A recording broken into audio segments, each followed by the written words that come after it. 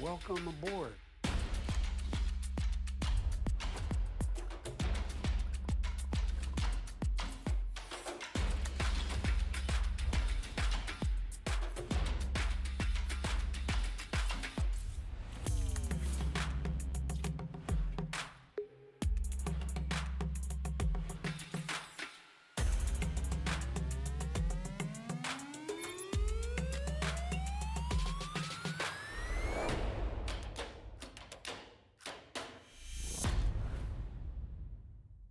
Please welcome to the stage Axios senior climate reporter, Andrew Friedman.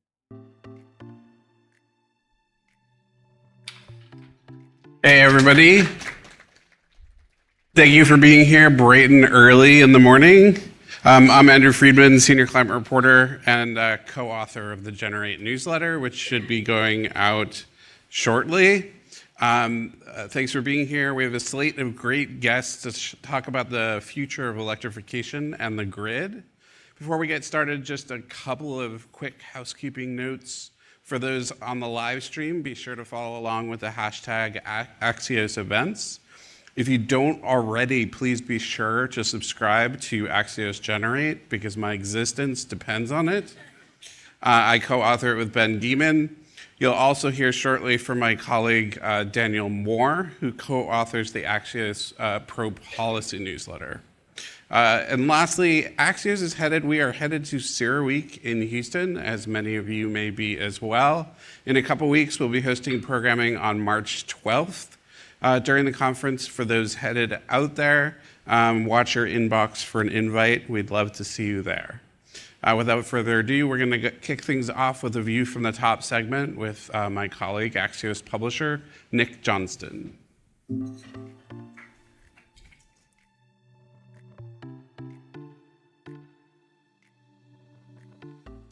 Welcoming to the stage Axios publisher and view from the top moderator, Nicholas Johnston. Good morning, everyone. I'm the publisher of Axios, Nicholas Johnston. It's a little too early for me, I think, today. Thanks so much for joining us this morning. We couldn't do anything without the support of our readers, support us through our newsletters, and of course, nothing at Axios would be possible without the support of our partners. All the events that we host, all the investment we make in journalism, impossible without the support of our partners. So a huge, huge thanks to the National Electrical Manufacturers Association for making this morning's conversation possible, and I'm very excited to welcome for a view from the top conversation, NEMA CEO, Deborah Phillips. Deborah, welcome back to the Axios stage.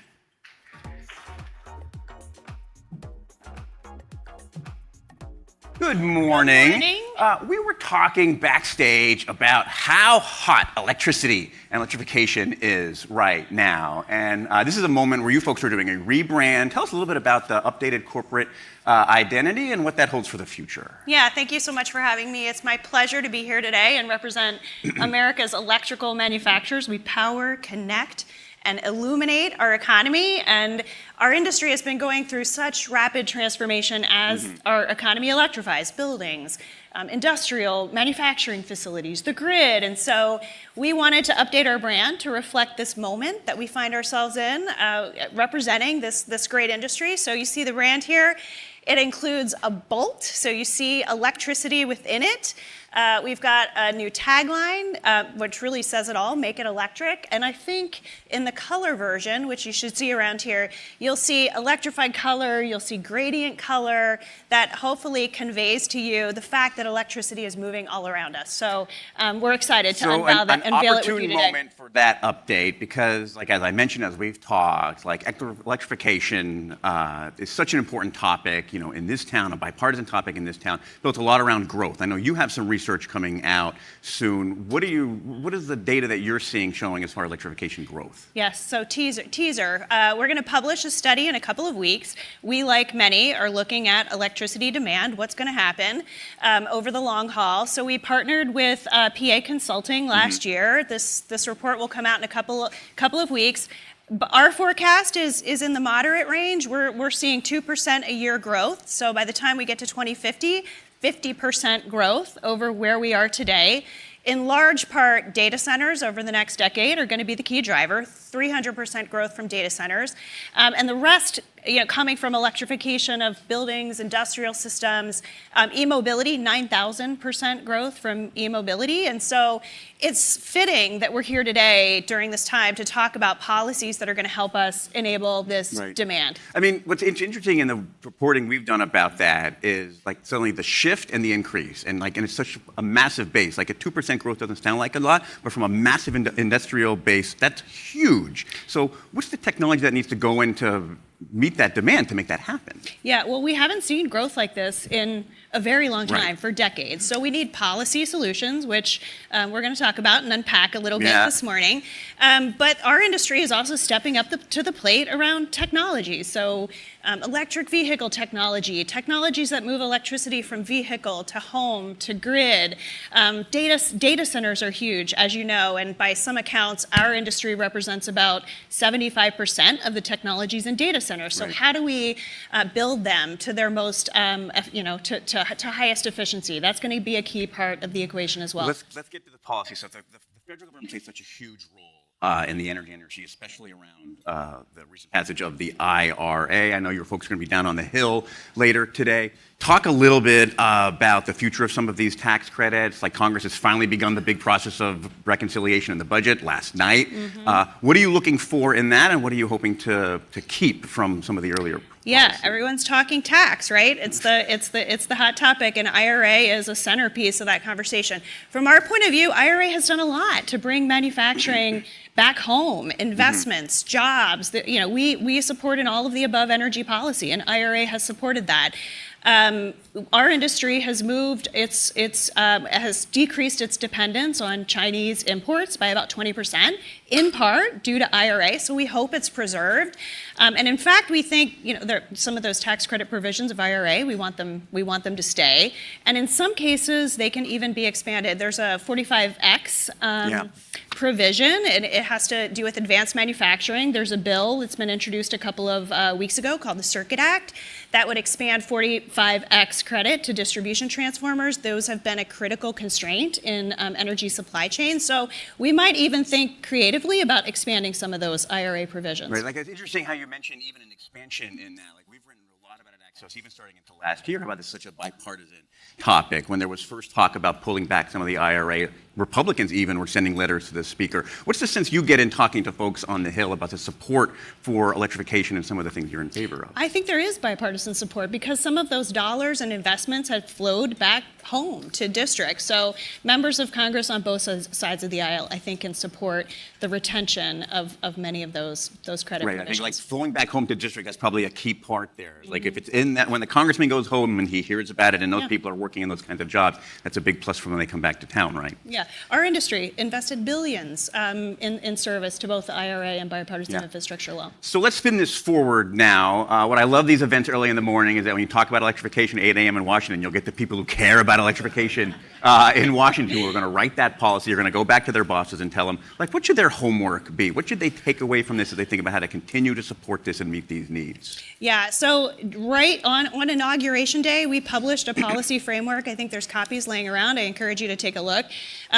We need policies now to bring more energy to bear because of the growth that we're facing. So we need all of the above energy policy. We need to retain these IRA tax credits. We need permitting reform. 10 years and 32 permits to site new energy facilities, it's too long. So we need, and actually there's a window to address permitting in this Congress. There seems to be an appetite, and we'll hear from our speakers later today whether, it's interesting you mentioned that. Is like, along with electrification, the permitting is the one thing where we do our reporting on the Hill. That's the one thing where you can find a kind of place where Democrats and Republicans will agree on it. So like, as my friend Mike Allen Axios says, you might be pushing on an open door on this one. I mean, supply chain is another issue. We need reliable, resilient supply chains, and some of that is bringing manufacturing capacity back, but some of it is trade policy that allows for business certainty, and there's been a lot of volatility. Even last night, copper tariffs. Oh my God, what's next? So we need to push for certainty so that companies can make those investments for the long haul. And I guess I would say, the final policy piece that we need is workforce. We're already strained on workforce to support electrification today. without the growth. So, policies to incentivize people coming into skilled trades, apprenticeship programs, to make American energy jobs great again. All right, well, that's a to-do list for folks as soon as they walk out of here after breakfast. We're about to get the hook, so we want to end on one fun thing like we do at all Axios newsletters. NEMA is about to celebrate its 100th anniversary next year, so if you were to go back to 1926 and the founding, what's one electrical innovation you would bring back with you? Yeah, we're gonna have our 100th birthday next year, and so you're gonna hold your nose. It's the internet. It's got to be the internet. It's changed our lives, the way we consume information, the way we're connected. And products of electricity are increasingly digital and connected. And if we had this 100 years ago, I think we'd be much more efficient. That's a pretty big answer. I would have said like an air conditioner or a water heater. That's a much better comfort one than this. Brett, thanks so much for being here. Thank you for having me. for making this conversation possible. Stick around. Andrew's going to be back up to continue it. Thank you so much. Thanks.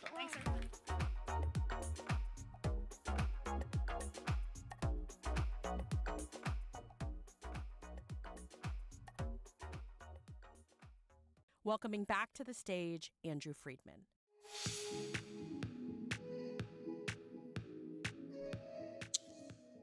Hey everyone, I'm excited to welcome our next guest to the stage to continue the conversation. This is the only senator who has invited me for lunch in the Senate dining room. Just haven't been asked back.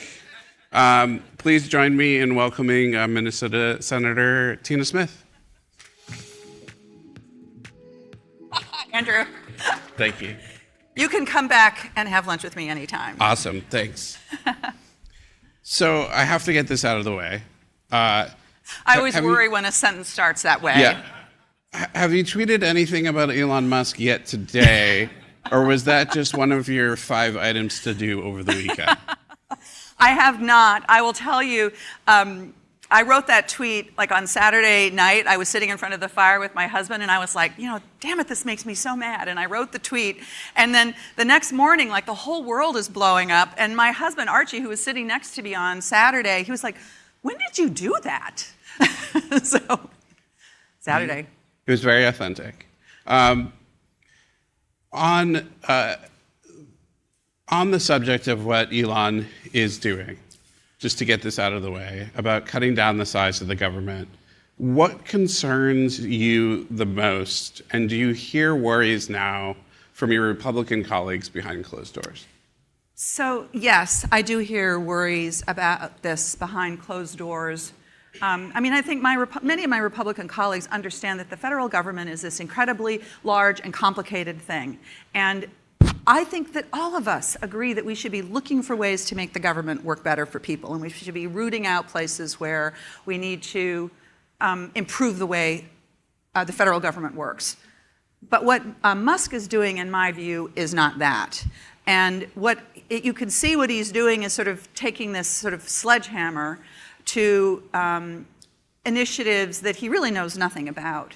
And I think a great example of that is how we went into the Department of Energy and they, accidentally or not, let go the people that were responsible for securing the national nuclear stockpile. And then they're like, oh shoot, we've got to find who those people were, but they didn't know how to find them because they didn't have the documentation to be able to find out what their home email addresses were. And so to me, that is not about improving efficiency. That is just actually dangerous. And there's so many examples of the things that they have done that Minnesotans say, wow, that's not helping me. And in fact, I think that's really hurting me. Mm-hmm. And are you hearing concerns from Republican colleagues now? Yes, I am. But there's a little bit of a, well, let's wait and see what this means, how this all pans out. And I think there is incredible pressure on them to sort of support the administration regardless of what it does. The question is what happens as that pressure builds. And they are hearing, we could see this past weekend, they're already hearing a lot from their constituents about this. And that will, I believe, ultimately, I believe in this democracy. I believe that people who are elected ultimately need to be responsive to their constituents. And so that does give me some hope in this moment, though. It's deeply concerning. Yep. You recently announced your decision not to run for re-election. What brought you to that point? And during your time remaining, which is a whole term in the House for perspective here. Right. What are you hoping to get done on climate and energy? So, I've served in the Senate for 7 years. I will have been in the Senate for 9 years by the time I leave. And I I always remind people, a governor will often serve 2 terms, and by the time they're in the last 2 months of their 2 years of their gubernatorial term, they're like, everybody knows that it's time for them to move on, honestly. I actually think that it is a great thing to come into the Senate, do the best work that you can, and then make room for new leaders to come in and do the same again. And honestly, my decision was just purely personal. I love my family. It's a little bit of a cliche for politicians to say that they're leaving elected life to spend more time with their family, but I actually like my family and I want to spend time with them. People keep coming up to me and they'll say okay, are you ill? Is there something wrong? Mm-hmm. No, everything is fine. As I think about climate and energy and what we want to accomplish the next 2 years, let's just be honest. We're dealing with an administration that is pretty clearly overtly hostile to clean energy. And I think that, my strong belief is that the clean energy transition is a transformation that is going to happen. We're in the midst of it. And the only question is whether the United States is leading that transition or whether it's following. And I think that we should lead. And so what I'm going to be doing the next 2 years, I'm realistic about this, is trying to do everything I can to keep on building the coalition that understands that and wants to keep us in the lead when it comes to innovation and technology and competitiveness, and also, by the way, lower energy prices and more reliability to the electric grid, which means that without really understanding why, the lights go on when you flip the switch. Yeah. And we were talking about the grid in the green room back there. And I'm curious, from your time in office, what have you learned about the grid that everyday people do not understand that gives you sort of a different perspective on the policy issues that should be prioritized here? Well, in a well-functioning system, everyday people don't need to understand exactly why the lights go on when you flip the switch. But what I have learned is the incredible complexity that goes into making that happen, and the linkages that go from that solar farm or that wind farm or that power plant into your house, and how that all comes together was really brought home to me when Secretary Granholm and I early one morning went to the MISO facility in St. Paul and looked at how that operation protects the reliability and the and makes the whole system work. And both of us looked at this massive, a massive screen as bigger than this, with all of the lights points showing where the grid was connecting and how it was all coming together. And we just looked at this and went, oh my God, neither one of us had really understood it before. And getting that, figuring that out, and then saying, okay, what does that mean for what we need to do around permitting reform and what we need to do around making sure that those good collaborations that happen work? What do we need to do around cybersecurity? What happens if there's a breakdown, and then how long it takes to bring the whole thing back up again, I believe is something that all policymakers should understand better. Yeah. How are you and your fellow Senate Dems trying to protect the provisions of the IRA as the Senate works through the reconciliation process? Yeah. Well, so, just sort of for level setting, yesterday, just get my numbers out here, yesterday the House passed their budget resolution for the big tax bill that includes $1.5 trillion in spending cuts and $4.5 trillion in tax cuts. To give you an idea, the entire over 10 years IRA clean energy provisions are roughly $1 trillion.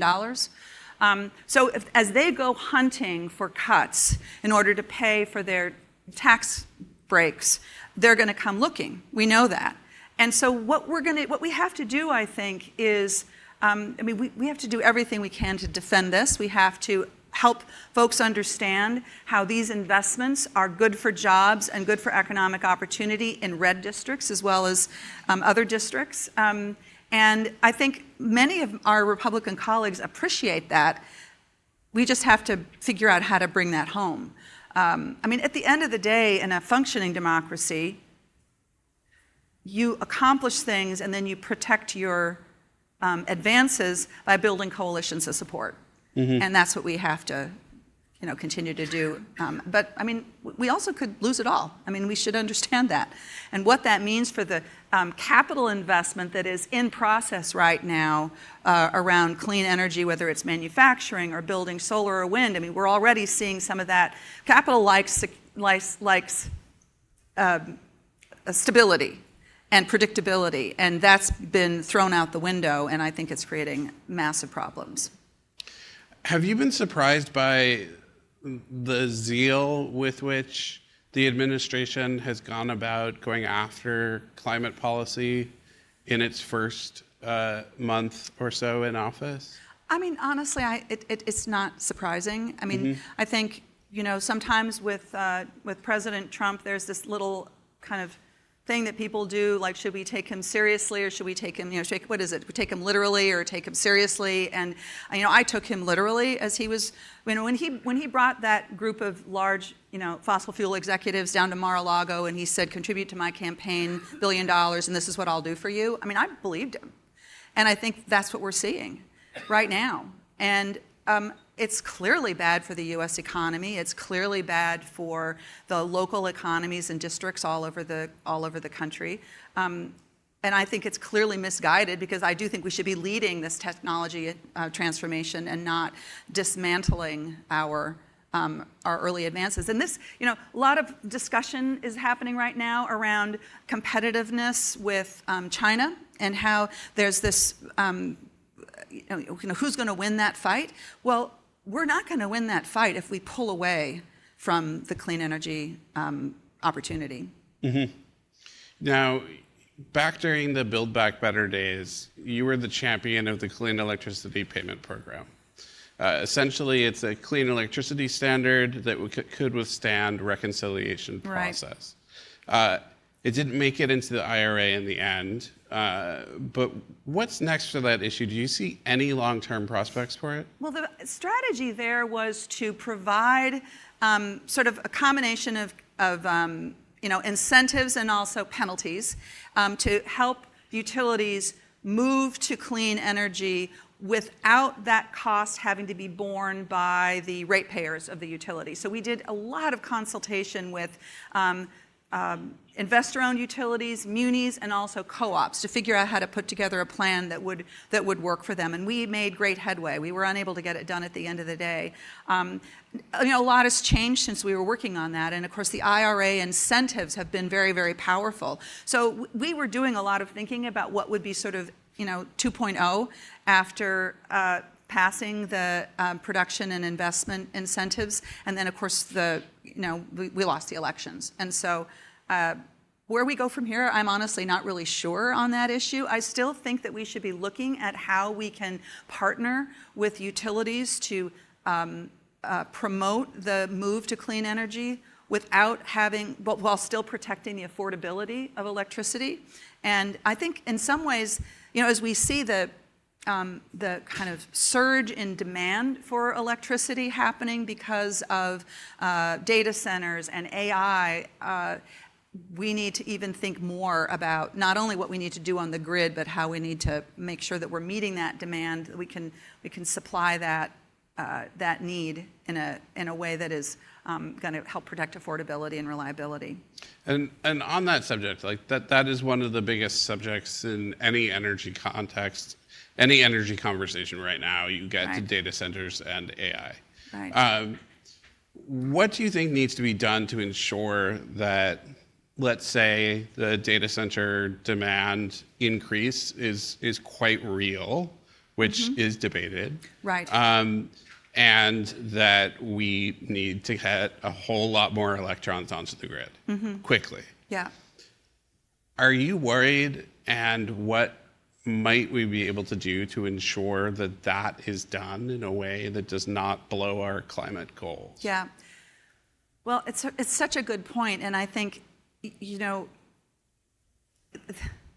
I know there is some conversation out there about whether we could be seeing some sort of a bubble that is developing around data centers, and there's examples that I've been reading about as like big the big tech investments that are moving into that, and then are they going to pull back, and what implication is that going to have? That's, I think, a big challenge.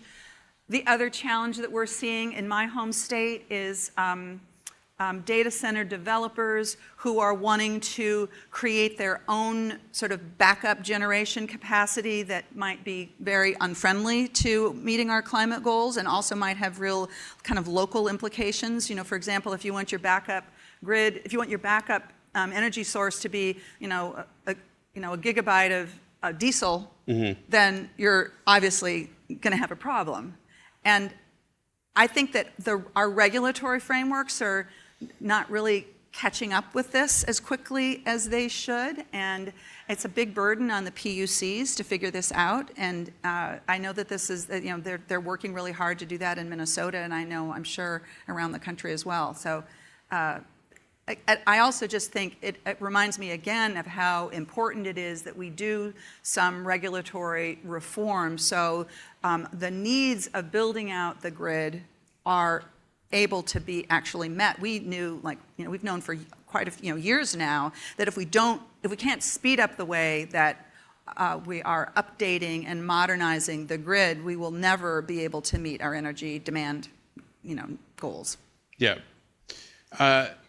How concerned? This is a separate issue, one that's near and dear to your heart in Minnesota, which is the Boundary Waters Canoe Area Wilderness.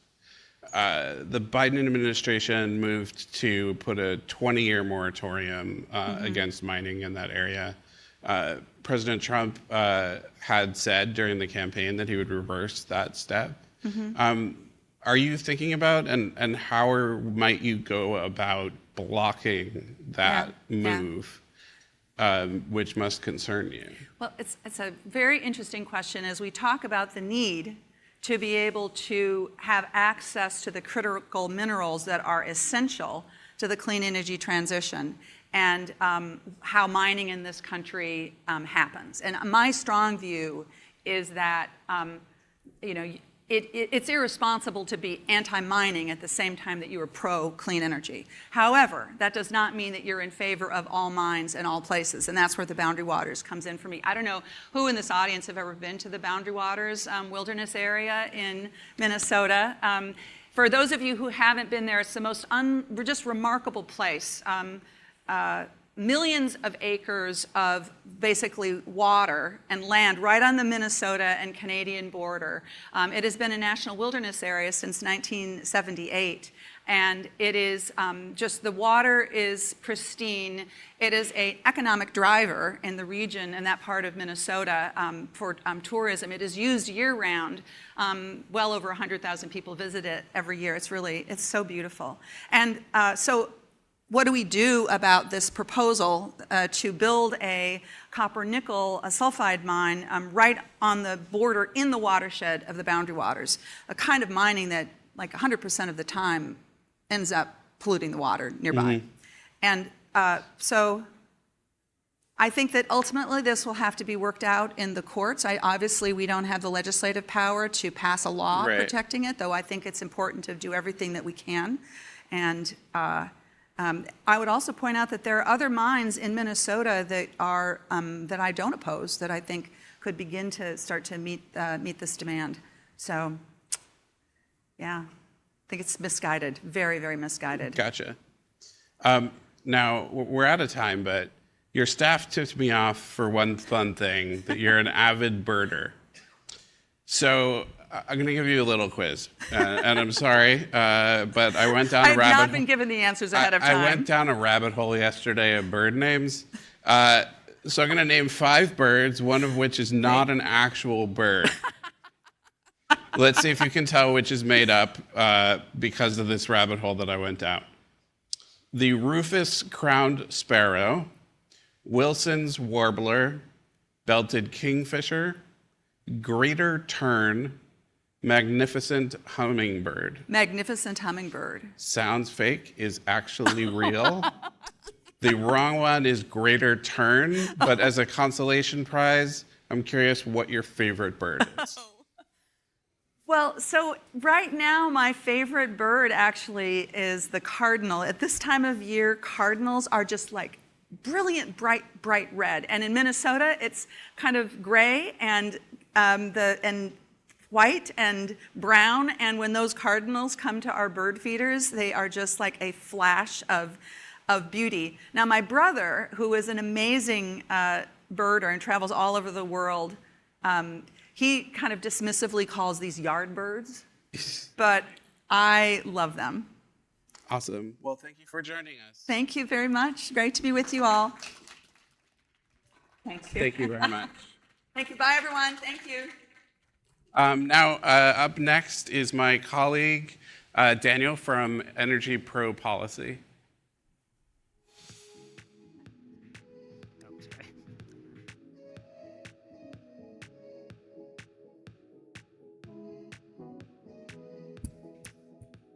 Hi, everyone. I'm Daniel Moore, co-author of the Axios Pro Energy Policy newsletter, and I'm pleased to welcome to the stage someone who probably needs no introduction to the people in this room. He's a leading voice on energy issues on Capitol Hill. Please welcome to the stage Ohio Congressman Bob Latta. Hey, Bob. Thanks for giving this. Well, thanks for doing this, Congressman. Absolutely. You are a veteran on the Energy and Commerce Committee in the House. You're now chairman of the Energy Subcommittee. So I'm really curious how you're grappling with this issue of rising energy demand from AI and data centers and manufacturing, and what that means for the power grid in the country. And to start off, I'm curious if you can talk a little bit about how you see the role of Congress and your legislative priorities on this issue. What do you hope to accomplish this session in order to grow out the power grid in this country? Well, in the last Congress, and first, as you mentioned, being on the Energy and Commerce Committee, you can't be on a better committee in Congress. We always tell everybody else, all the other committees, that we are the best committee. We have the broadest jurisdiction, and when you look at, though, on the energy side, in the last Congress, everybody that came before us in the subcommittee, I asked the same question. Do we have to have more power or less power in this country? And no matter where they were from and what they represented or what agency they were with, they all said the same thing. We have to have more power. And when you look at the power usage that they had predicted from several years ago, but it is kind of almost like flattened out in some cases, but because of what we're seeing with the data centers coming online, that those graphs just go shooting straight up. And so when you're thinking about 4.5 to 6 to 8% more power usage just from the data centers coming online this year alone, and then it keeps going up exponentially from there, we've got to have more power. And it's going to, because we've got to have it. And you think then it's not just creating the power, but it's also you're going to have a modernization of the grid to get it from point A to point B. So what does that mean in terms of legislative priorities? I mean, the grid is a big, complicated machine. There's overlapping jurisdictions between federal and state authorities. Do you have kind of legislation in mind? Do you have things that you want to pursue as chairman of the Energy Subcommittee? How do you see that? Well, there's multiple, because again, one of the great things about sitting on the Energy and Commerce Committee is that we're looking over the horizon 5 to 10 plus years. All the innovators, the entrepreneurs that are coming in that have these great ideas and how we can advance things. So we have to make sure we get the right laws in place there. But one of the areas we have to always talk about right off the bat is about permitting. And permitting is going to be a huge issue because when we see projects that might languish out there for 7, 8, 9 years, we just can't have that continue. So we've got to work with our friends, especially on the Natural Resources Committee, because we have overlapping jurisdiction there. But permitting is one of the top things we're going to be talking about because we've got to get it out there. We have situations out there where you're almost at the end of the entire time frame, and somebody at the very last minute files another lawsuit, and it just throws things into turmoil. And when you look around the world, we do have to move things. And so I'm looking at getting more energy out there. So just off from the permitting side, if you think just on the electric grid or pipelines and things like that, but then on the other area, what are the other technologies out there we have to be talking about today? And, we're blessed in that, we lead the world in natural gas production. When years back we were told we had no natural gas, and same with oil, that we were told that we didn't have any more oil and we can outproduce Russia or Saudi Arabia on any given day. And so when you look at what we have to do there, that also think about on the nuclear side, and I think that nuclear is going to be playing a huge role in the future. So it's everything from your traditional nuclear plants down to your small modular reactors, and then how are you going to fuel them? And so that's the other steps. The French have been recycling their spent nuclear rods for decades. The United States during the Carter administration in 1977 stopped it. So I've been told we have enough energy just from those spent rods we have around the country for 100 years of fuel. So there's never going to be any kind of lack of things that we need to be doing in the subcommittee, but it's going to be advancing, getting more energy out there because that demand is increasing, not decreasing. Mm-hmm. I want to come back to nuclear, but on the topic of permitting reform, there were conversations happening in the final days of last session. A deal fell apart at the last minute. What do you think is the path to getting permitting reform done in this session of Congress? And can some of those disagreements over transmission lines and what to do with NEPA and some of these other regulatory environmental review laws, can some of those agreements be overcome? Are those conversations happening right now? Well, I'm a firm believer that the best way you work a piece of legislation is to get everybody in the room. And that's, as when I was in the Ohio legislature years ago, when somebody would testify before us, we had usually three hearings. We had a pro hearing, a con hearing, and an interested party. And I like to get all three in the room at one time. And it's really important because I believe that everybody out there knows we've got to get something done. And so you always have to start with this. I'm never going to get 100% of what I want, and you're never going to get 100% what you want, but don't tell me how we're not going to do it. Tell me how we're going to get this thing accomplished, because that's what I think we're going to have to do, because, as we were talking before we came out today, we're 1/6 through this year already. And so that scares me, because time is of the essence around here, and so it's getting everybody onto the subject and moving it as soon as possible. Mm-hmm. And of course, we're closely watching what's going on in budget reconciliation. You all had a long day, a long night yesterday. There's a budget resolution that passed the House, and it calls for $880 billion in cuts from the Energy and Commerce Committee. Now, there's been a lot of focus on the healthcare aspect of that, on Medicaid, but how much of that do you expect will come from energy, from IRA or other types? Well, when you look at what we're tasked with that 880, so there's the healthcare side, because again, our all-encompassing committee. In the last Congress, when I chaired the Communications and Technology, one of the big issues there was that we're going into another year without having spectrum authority. And so if you look how you can get that spectrum out there, usually CBO scores too low there, but the score we're getting right now is around, in one case, about $74 billion just on spectrum auction, and I think that can go even higher than that, so that'll help on that side. On the energy side, you're not going to have as big on that, I don't think, because of the Biden administration. Starting around Labor Day last year, was pushing a lot of money out the door. So if you think about clawback and certain things, there's not as much there as that some people had anticipated. Mm-hmm. So we'll do our work, but a lot of our work is going to be also moving the economy forward, especially on the energy side, with other legislation. Besides what we're tasked with on the reconciliation side. Gotcha. So would you say a lot of the energy funding is largely off the table at this point, just by virtue of it being out and in the districts? Because again, the dollars have been appropriated, and so it was a question: had they been encumbered and expended? And a lot of that has been. CBO had to come back to us. There's a little bit more there. First, people thought we were here, then we were down here, and we might settle a little higher than where we thought at the low end. But there'll be some dollars out there, but it won't be getting us as much as that maybe 6 months ago people thought was there.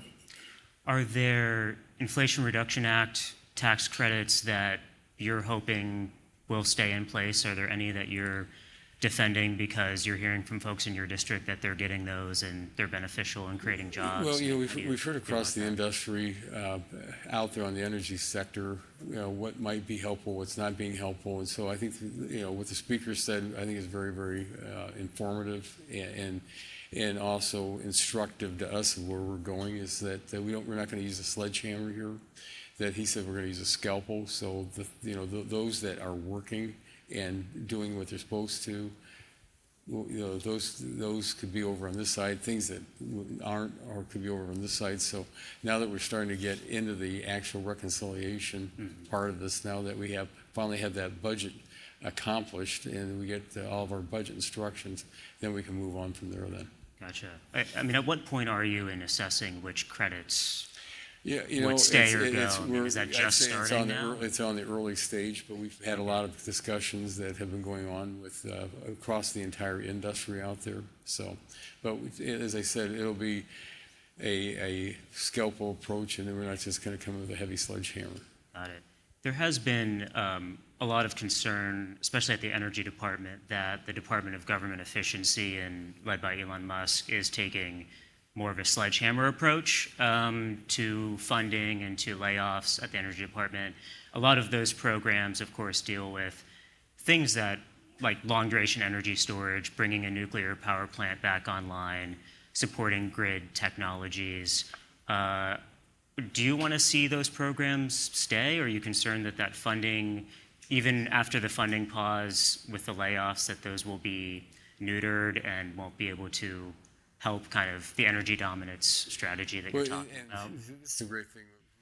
Our role is on the legislative side, especially on. I'm a firm believer in committee. In committee is having those hearings and really bringing these things out, what we have to do. Again, on the nuclear side, on the small modulars, we've got to move there. We've got a couple of nuclear plants they're talking about wanting to bring back online. We can bring those back online, bring that power source back up as soon as possible. So it's going to be working with the administration, and because again, it's hard to go anywhere and not hear the word that we've got to have more power, and it's just absolutely essential we get that done. So I want to work with the administration, and we want to work across the aisle with our Democrat friends. But we had our first subcommittee hearing a couple weeks ago. It brought to the forefront one thing. It's just everybody knows we've got to have more power. And I haven't heard anybody out there say, no, we don't have to have it, because it's just the amount of power usage in the technological changes that are happening in the data centers. Last week being a work week, I have 2 data centers going up in my district right now, 5 miles from where I live and about 80 miles to my west. And, you look at the technology. I was at one of our large corporations that's in my district that are developing, fluids to be able to use to cool at the data centers. So all these things are happening out there. So one of the things, as I said, when you sit on the dais, we want to make sure that we're getting the right laws in place and the regulations that follow, because we don't want to hinder these entrepreneurs and innovators from doing what they do in this country. Gotcha. I mean, a lot of the funding was appropriated, authorized by Congress already. So Congress passed the law, Department of Energy set up these programs, and they're trying to get the money out the door. I mean, are you having any conversations with the Trump administration or the Energy Department leadership on what the future of those programs look like? Because there are a lot of companies that are submitting invoices, for example, to the Energy Department and expecting that payment. So at what point does that become a problem? It's kind of goes across the line. We're hearing from, not just on the energy side, but, villages or cities out there that have water line, sewer line projects and things like that. So all these things you got to bring up, say, before you do something, did you consider this?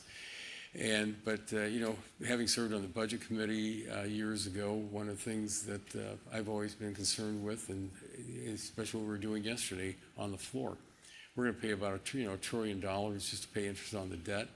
And so when that becomes the number 2 driver behind Social Security, that we got to take all these things into consideration.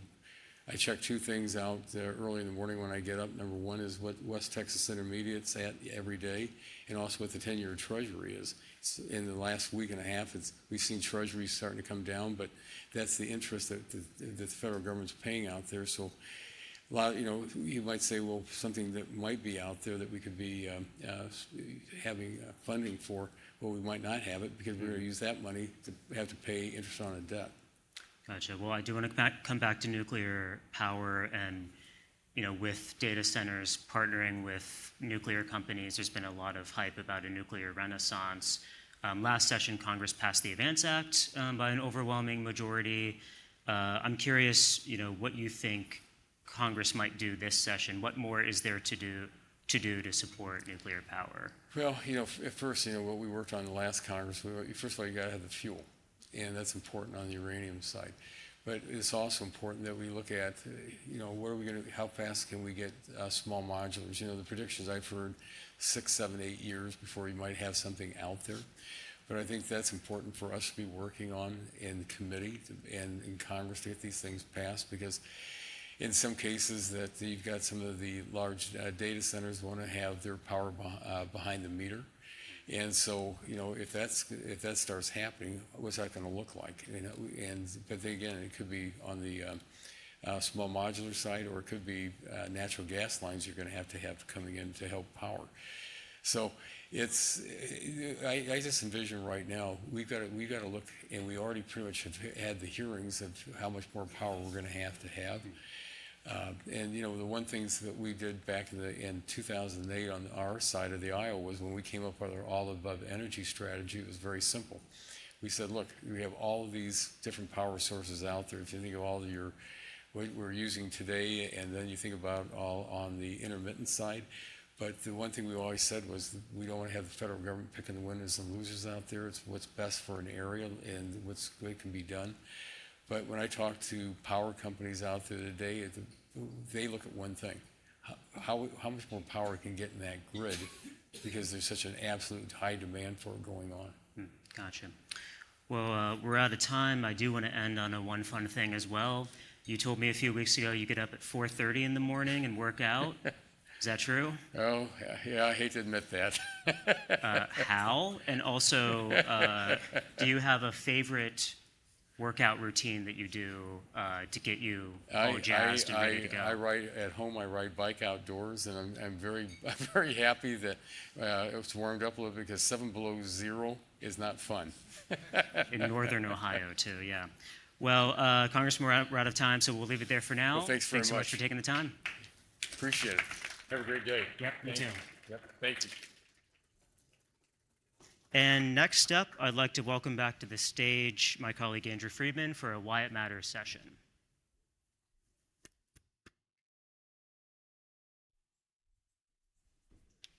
Hey, everyone.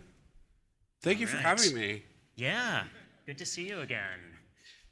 So Congresswoman Castor couldn't be here at last minute. There was a bit of a late night on the House side. I don't know if any of you heard of it.